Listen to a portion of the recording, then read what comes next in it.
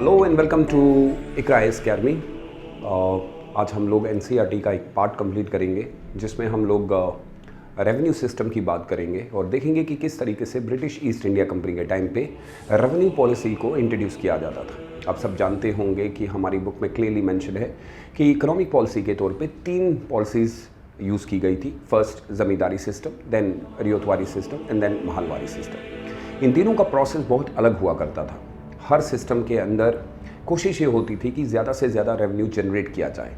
आज हम एनसीईआरटी के इस पार्ट में देखेंगे कि कहाँ कहाँ पे वो रेवेन्यू सिस्टम इम्प्लीमेंट हुआ और क्या वजह हुई कि वो बाद में ब्रिटिश ईस्ट इंडिया कंपनी को हटाना पड़ा।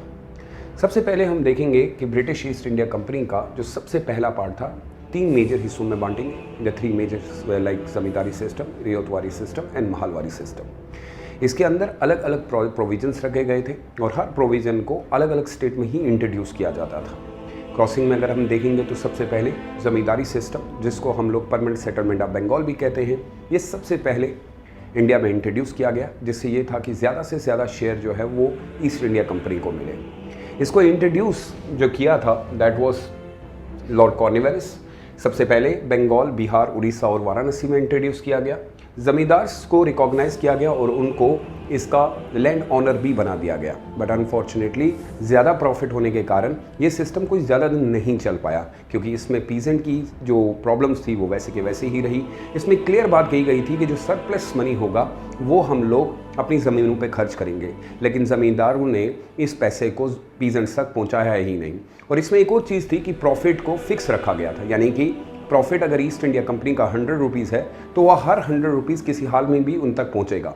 उसके बाद जो आपके ज़मींदार हैं उन पैसों को बीच में ही ले लिया करते थे और पीजेंट्स को बहुत कम पैसा मिलता था, जिसकी वजह से पीजेंट की हालत ख़राब हो गई और उन्होंने इस एग्रीकल्चर करना छोड़ दिया, जिससे इंडिया की इकोनॉमिक में बहुत ज़्यादा डिक्लाइन हुआ और बाद में यही प्रोसेस को छोड़ना पड़ा और ब्रिटिश ईस्ट इंडिया कंपनी के अंदर नई चीज़ें आना शुरू हो गई।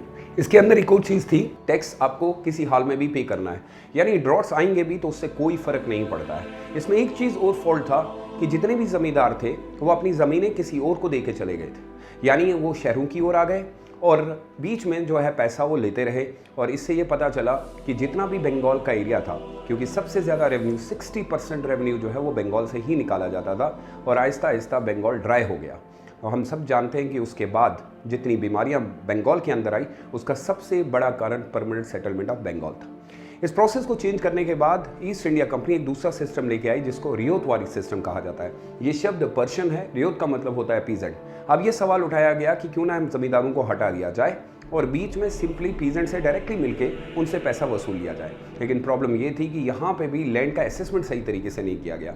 यहाँ पे कोशिश ये थी कि थॉमस मनरो और अलेक्जेंडर रीड, ये 2 थे जिन्होंने इसको इम्प्लीमेंट किया, लेकिन अनफॉर्चुनेटली असेसमेंट करने के टाइम पे ये नहीं पता होता था कि वेट लैंड क्या देगी और ड्राई लैंड क्या देगी, यानी कि 2 हिस्सों में बांटा तो सही, लेकिन असेसमेंट में सबसे बड़ा करप्शन तब हुआ जब ब्रिटिश ईस्ट इंडिया कंपनी की तरफ से भेजे गए ऑफिसर जब असेसमेंट करते थे तो वो पीजेंट से कहते थे कि हमें कुछ पैसा दो, नहीं तो हम इतनी असेसमेंट लगाएंगे जितना आप पे नहीं कर पाओगे।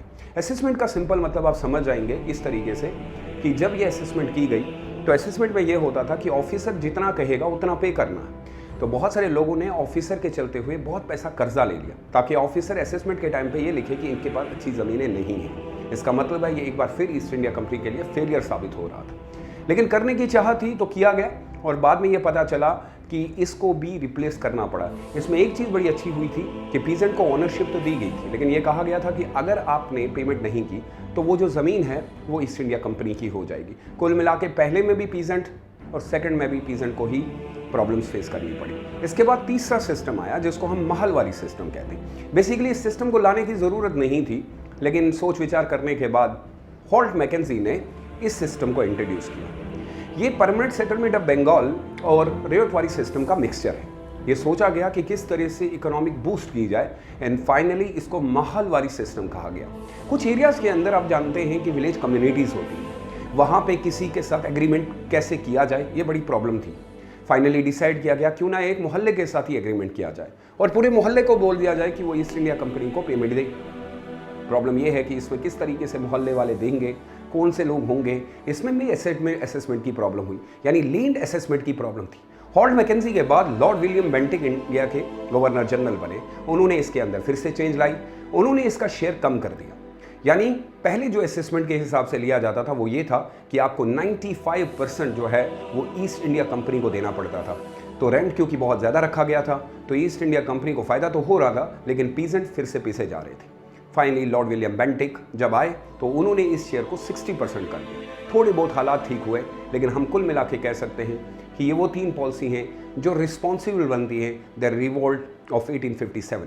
क्योंकि जब जब हम आगे बढ़ेंगे तो हमें ये पता चलेगा कि इन सारों को मिक्स करने के बाद जो सबसे बिगेस्ट फैक्टर था जिसमें सब पीजेंट्स की हालत ख़राब हो चुकी थी वो यही था। इसीलिए बहुत सारे हिस्टोरियंस कहते हैं कि बंगाल में आने के हज़ारों रास्ते हैं लेकिन जाने का कोई नहीं, क्योंकि एक बार आप बंगाल में गए तो फिर इतना रिसोर्सेज आपके पास है, लेकिन एक वक्त वो था कि इस बंगाल में खाने के लिए कुछ नहीं था। तो उसके पीछे सबसे बड़ा रिस्पॉन्सिबल है वो इकोनॉमिक पॉलिसी है। अगली वीडियो में हम जानने की कोशिश करेंगे कि इनके ड्रॉबैक्स क्या थे और किस एक्ट के थ्रू इनको पास किया गया। Thank you so much, stay safe and stay blessed, bye bye.